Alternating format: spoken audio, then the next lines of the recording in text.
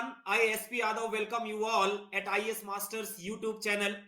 My dear students, आज मेरे साथ गायत्री मीणा करौली डिस्ट्रिक्ट राजस्थान से हैं जिन्होंने गेट 2025 सिविल इंजीनियरिंग में ऑल इंडिया 71 रैंक हासिल की है। मैं आपको बता दूं कि एक तो सिविल इंजीनियरिंग ब्रांच में गर्ल्स बहुत कम होती हैं और ईएससी एंड गेट जैसे चैलेंजिंग एग्जाम में सक्सेसफुल कैंडिडेट गर्ल्स बहुत कम होती हैं। तो इन्होंने जो कारनामा किया है, जो मुकाम हासिल किया है, उससे गर्ल्स को भी एक मोटिवेशन मिलेगा कि भाई सिविल इंजीनियरिंग में भी गर्ल्स कर सकती हैं सिविल इंजीनियरिंग और गेट और ईएससी में भी क्वालिफाई कर सकती हैं। सबसे पहले गायत्री आपको ढेर सारी बधाइयां, आपके इस पूरे परिवार को आईएएस मास्टर की टीम की तरफ से, मेरे अपनी तरफ से बहुत बहुत बधाइयां। Thank you sir for welcoming me and मैं अपने बारे में कुछ बताना चाहूँगी। अ, बताइए। वैसे तो आपने बहुत अच्छा मेरा इंट्रो अभी दिया ही है एंड मैं जो हूँ वैसे करौली से हूँ लेकिन फैमिली सेटल जो है वो अभी जयपुर में है, तो मेरी जो स्कूलिंग है वो भी सब जयपुर से हुई है एंड फादर जो है वो आईओसीएल में वर्किंग है, तो मोटिवेशन मेरा वहीं से आया हा कि फादर बिल्कुल। हैं तो वहाँ पे बेटी को भी जाना ज़रूरी है और उसके लिए बहुत अच्छा रैंक लाना भी बहुत ज़रूरी है। Source end of mummy motivation house father रहे। हाँ, सोर्स ऑफ मोटिवेशन फैमिली से ही आता है। मम्मी जो है वो हाउसवाइफ हैं एंड मैंने उसके बाद एनआईटी त्रिची से बीटेक किया था सिविल इंजीनियरिंग में 2022 में। तभी मैंने आईएएस मास्टर भी जॉइन किया था उसी टाइम पे ड्यूरिंग द कोविड पीरियड, तो मैंने सोचा था कि ऑनलाइन क्लासेस जॉइन करते हैं। जी। लेकिन तब मुझे आइडिया नहीं था कि ये इतना ज़्यादा फ्रूटफुल होगा, लेकिन जब मैंने ऑनलाइन क्लासेस अटेंड की, तो मुझे ऐसा लगा कि जो ऑफलाइन क्लासेस में जो मुझे ऐसा पर्टिकुलरली लगता है कि थोड़ा टाइम वेस्टिंग हो जाता है ऑफलाइन में। मतलब पॉजिटिव एंड नेगेटिव पॉइंट्स दोनों हैं, लेकिन जैसे ऑफलाइन क्लासेस में आपको थोड़ा पहले जाना पड़ता है, अगर आपको फ्रंट सीट्स चाहिए, तो उसका जो टाइम सेविंग आप कर सकते हैं, उसको आप उस टाइम सेविंग को यूटिलाइज़ करो। एंड ऑनलाइन में सबसे इम्पोर्टेंट चीज़ है कि आपको खुद ही थोड़ा मोटिवेट होना पड़ेगा क्योंकि it is a distraction platform online.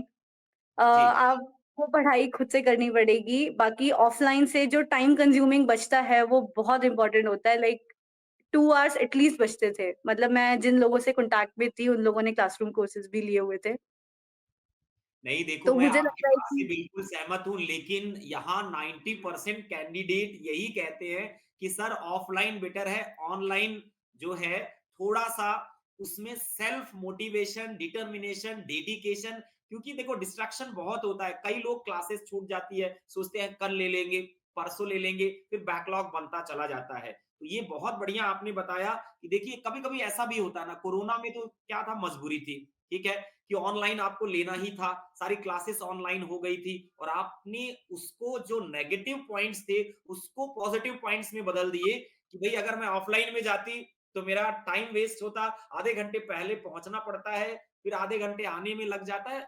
Obvious सी बात है, बिल्कुल सही बात है। अच्छा, मैं आगे बढ़ूं, गायत्री एक बात ये बताइए कि आपको आईएएस मास्टर के बारे में कहां से पता चला और आपने क्यों डिसाइड किया कि मुझे आईएएस मास्टर से ही क्लासरूम ज्वाइन करना चाहिए? सर आईएएस मास्टर के बारे में मेरे एक सीनियर थे।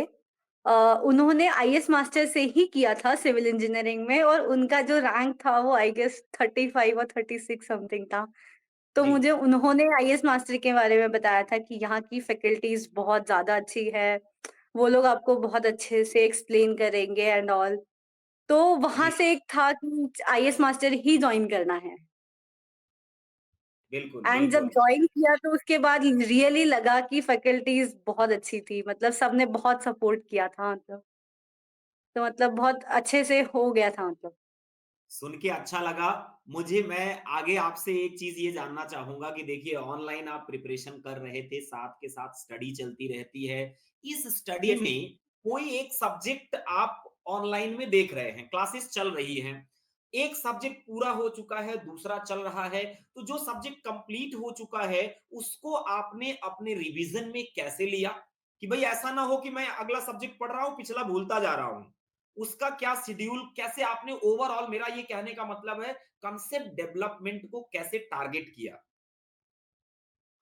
सर ये प्रॉब्लम सबके साथ आती है कि सब्जेक्ट्स आगे कंटिन्यू होते जाते हैं एंड बैक सब्जेक्ट्स जो है वो हम रिवाइज नहीं कर पाते, तो रिवीजन की एक प्रॉपर स्ट्रैटेजी होनी चाहिए। लाइक डेली आपको एटलीस्ट 1 आवर एटलीस्ट आप दीजिए, 1 और 2 आवर जितना भी आपके पास आपको लगता है आपके पास उस टाइम पर टाइम है, लेकिन थोड़ा टाइम आप अलग से सेव करिए for the revision. Just make a short notes of that, जो भी आप नोट्स बना रहे हैं क्लासरूम के, उसके एक जी। शॉर्ट नोट्स प्रिपेयर करिए और जिसको आप कंटिन्यूअसली रिवाइज करते रहिए।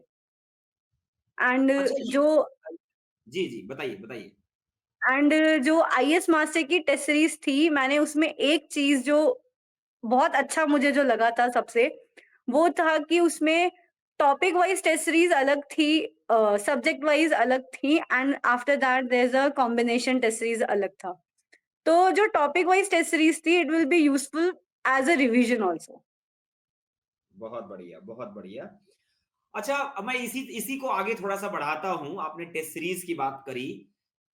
Gate yes sir. जैसे एग्ज़ाम में टेस्ट सीरीज़ का कितना इम्पोर्टेंस रहता है? किस मंथ से आपने जो है यूनिट टेस्ट कंप्लीट कर लिया, फुल लेंथ स्टार्ट कर दिया? कैसे पूरी प्लानिंग करी इसकी? सर जो टॉपिक वाइज टेस्ट थे वो मैंने एज अ रिवीजन जब करते हैं उस टाइम पर उसको यूटिलाइज किया था फॉर द रिवीजन। एंड जो सब्जेक्ट वाइज टेस्ट थे वो मैंने जो सेकंड रिवीजन होता है उस टाइम पर लिया था उन सबको। एंड जो मल्टीपल टेस्ट सीरीज जो थी कंबाइंड सब्जेक्ट्स के जो थे, वो मैंने लास्ट में एकदम जनवरी में एकदम कंप्लीट रखा था कि मुझे इस टाइम पे बस टेस्ट सीरीज करनी है। तो उस टाइम पर वो multiple test series and full length test series use की थी। बहुत बढ़िया। अच्छा, एक बड़ा जनरल डाउट हम लोगों के पास बच्चों का आता है, जैसे ऑनलाइन क्लास में, ऑफलाइन भी क्लास लेता हूँ, ऑनलाइन भी क्लास लेते हैं। तो बच्चे क्या करते हैं, ऑनलाइन में तो आपको पीडीएफ मिलती है, जो फैकल्टी यस। पढ़ाती है पीडीएफ मिलती है। आप सेल्फ नोट्स बनाते थे या पूरी तरह से पीडीएफ पे ही रिलाई करते थे? कैसे क्या किया आपने प्रिपरेशन में, आप आपके केस में? सर मैंने सेल्फ नोट्स बनाना प्रेफ़र किया था क्योंकि सेल्फ नोट्स जब आप बनाते हैं तो आपको वो चीज़ें रिकॉल भी होती हैं और आपको याद भी जल्दी होंगी। अगर आप शॉर्ट नोट्स पीडीएफ पढ़ेंगे तो वो इतना अच्छे से नहीं होगा। कुछ चीज़ें ऐसी होती हैं जो फैकल्टीज़ बताते थे, you have to write down it, मतलब हर चीज़ें आपको पीडीएफ में अवेलेबल नहीं मिल पाती थी। जी, बिल्कुल, बिल्कुल। और पीडीएफ का ये हेल्पफुल हो जाता है कि आपको आपके नोट्स बनाने में अगर मान लीजिए कुछ छूट गया, नहीं बना पाए, तो पीडीएफ हेल्पफुल हो जाती है, कभी भी आप रिसोर्स को यूटिलाइज़ कर सकते हो। अच्छा ये बताइए, ऑनलाइन में बहुत सारे बच्चे ऐसे होते हैं कि बैकलॉग भी छूट जाता है। जैसे मान ली बैकलॉग, कुछ आपने 2 लेक्चर छूट गया, कभी इमरजेंसी में कुछ काम पड़ गया और आपने छोड़ दिया। आपके केस में क्या रहा? क्या एक्सपीरियंस रहा कि आपने कैसे उस बैकलॉग को कवर किया या आपने होने ही नहीं दिया?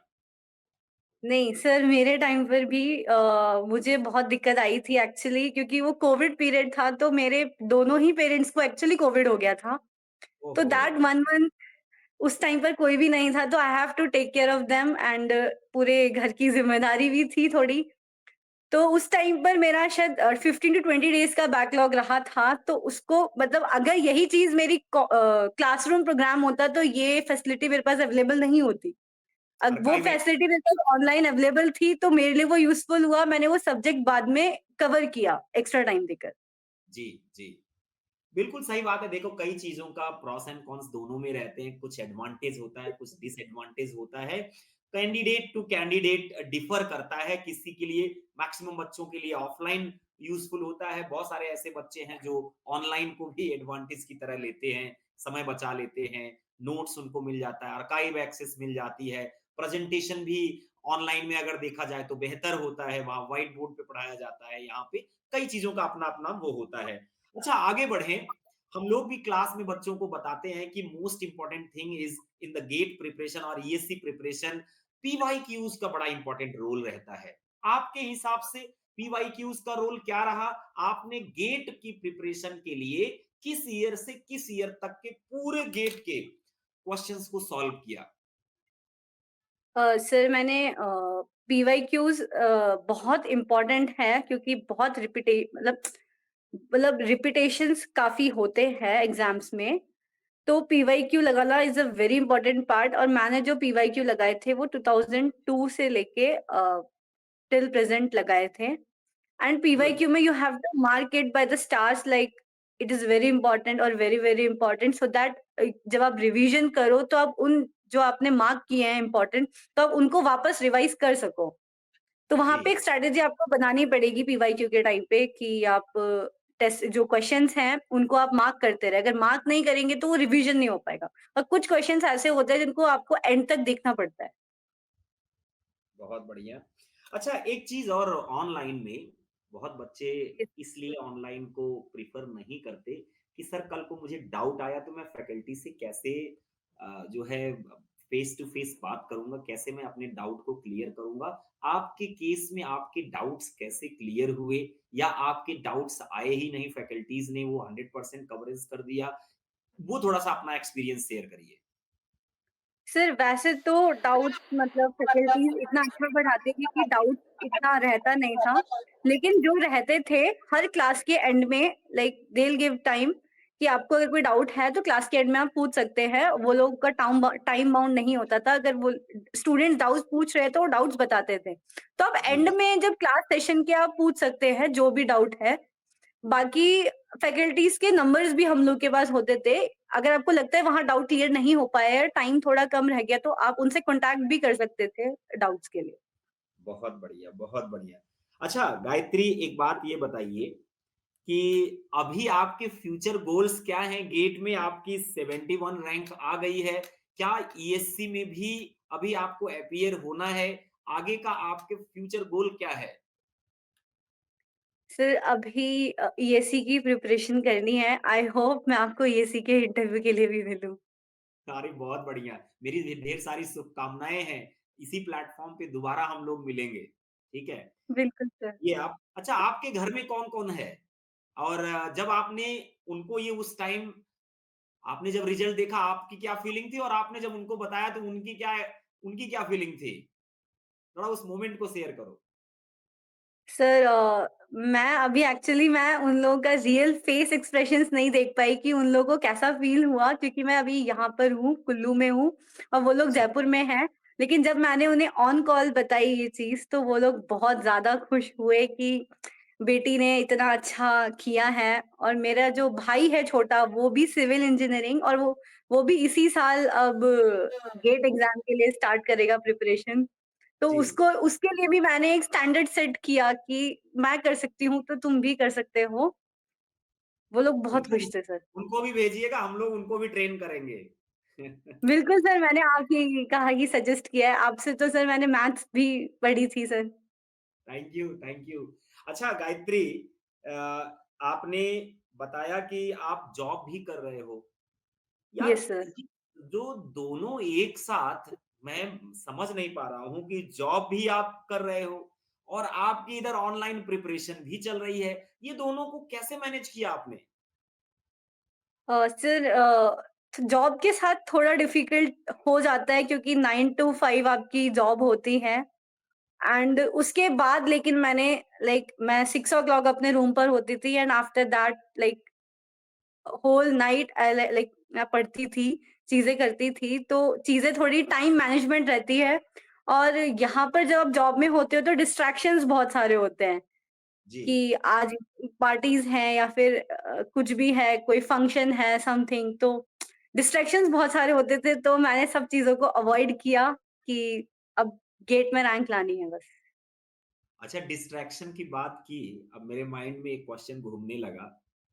यार एक सबसे बड़ा डिस्ट्रैक्शन वो हर किसी का है, social media. WhatsApp, Facebook, Instagram, reels, lot of things are there, YouTube, बहुत सारी चीजें हैं। इन्हें आपने कैसे हैंडल किया और या मतलब किस तरीके से मैनेज किया अपने प्रिपरेशन के दौरान? सर प्रिपरेशन के ड्यूरेशन में सबसे बेस्ट है कि इन प्लेटफॉर्म्स को आप यूज़ ही मत करो like Instagram and all, Facebook, there is no point of use. आप टेलीग्राम यूज़ करो for the study purpose, WhatsApp आप यूज़ कर रहे हो तो फॉर द स्टडी पर्पस आप यूज़ करिए। बाकी इंस्टाग्राम एंड फेसबुक तो आई होप कि सब लोग अनइंस्टॉल ही कर दें तो ज़्यादा बेटर होगा। मैक्सिमम जितने कैंडिडेट मेरे से मिलते हैं, मैं व्यूअर्स को बता दूं, कई बच्चे मेरे से मिलते हैं, मैं हमेशा ये क्वेश्चन जरूर पूछता हूं। सब ये कहते हैं कि भाई देखो, फेसबुक, इंस्टाग्राम ये सब तो अनइंस्टॉल ही कर दो, और yes sir. YouTube, WhatsApp, Telegram use करो, लेकिन अपने स्टडी पर्पस से ध्यान रहे वहां पे लॉगिन टाइम बहुत ज्यादा ना हो, स्क्रीन टाइम बहुत ज्यादा ना हो। क्योंकि अगर आप सीरियस कैंडिडेट हैं और गेट और ईएससी जैसे चैलेंजिंग एग्जाम को आप टारगेट कर रहे हैं, तो देखो, व्हाट्सएप, फेसबुक, इन सब के साथ तो ये नहीं हो सकता, क्योंकि डिस्ट्रैक्शन इनका बहुत ज्यादा है। तो मैं व्यूअर से भी कहना चाहूंगा कि भैया देखो, कुछ दिन के लिए ये सब छोड़ दो और सीरियस हो जाओ। आज बेहतर हो जाएगा तो कल जितना यूज करना हो उतना यूज करना। आगे मैं आपसे बात करूं, गायत्री, यस सर। अब आपने मेरे को बताया कि सर, हम ईएससी प्रिपरेशन को, शायद मैं आपको इस इंटरव्यू में मिलूं, तो क्या स्ट्रेटेजी है अभी से आपकी, किस तरीके से आप टारगेट कर रहे हो, और इसका कितना एडवांटेज रहा कि इस बार इंजीनियरिंग सर्विसेज एग्जामिनेशन शिफ्ट हो गया और सेपरेटली आप यहां टारगेट कर पाए गेट को। क्योंकि भाई देखो, हर बार ऐसा नहीं होता है, आगे वाले कैंडिडेट को ये अपॉर्चुनिटी नहीं मिलेगी। जितने भी सक्सेसफुल कैंडिडेट है, सबसे मैंने ये पूछा कि भाई ये कहां तक आपको एडवांटेज रहा और क्या इसका हेल्प आपको रहा, क्या एडवांटेज आपने उठाया, आप जरा इसके बारे में बताइए। सर, जो ईएसई शिफ्ट हुआ वो बहुत ही एडवांटेजेस है, क्योंकि जब मैंने लास्ट ईयर गेट दिया था तो मेरे साथ प्रॉब्लम यही हुई थी। मैंने दोनों को पैरेलली ट्राई किया, गेट एंड ईएसई, तो उसमें दोनों ही बिगड़ गए थोड़े से। तो इस टाइम एक बहुत अच्छा अपॉर्चुनिटी था कि आप गेट पर ही फोकस रहें एंड ईएसई थोड़ा शिफ्ट होने की वजह से बाद में ईएसई कर सकते हैं। टेक्निकल आपका कवर हो ही रहा है, बाकी जो भी आपको एक्स्ट्रा चीज़ें कवर करनी है, वो बाद में कर सकते हैं। बाकी अब इस टाइम पे आप सिर्फ़ गेट फ़ोकस रह के। तो इस वज़ह से हुआ ये कि गेट में रैंक अच्छी आ गई एंड गेट अभी जो फ़ोकस है वो कंप्लीट मेरा ईएसई पर है अभी। कंप्लीट ईएससी पे, अगर पीएसयूज में कॉल आती है तो इंटरव्यू देंगे? येस सर, इंटरव्यू देंगे। बहुत इंटरव्यू बढ़िया। देंगे। गायत्री, आपने बहुत क्लैरिटी के साथ मेरे हर क्वेश्चन का जवाब दिया, और आपके फ्यूचर गोल्स के लिए मेरी ढेर सारी शुभकामनाएं हैं, आपकी पूरी फैमिली को, और आपको इस रिमार्केबल अचीवमेंट के लिए बहुत सारी बधाइयां, आपके फ्यूचर गोल के लिए ढेर सारी शुभकामनाएं मेरी तरफ से, पूरी आईएएस मास्टर टीम की तरफ से। और समय देने के लिए thank you so much. Have a good day. Thank you sir.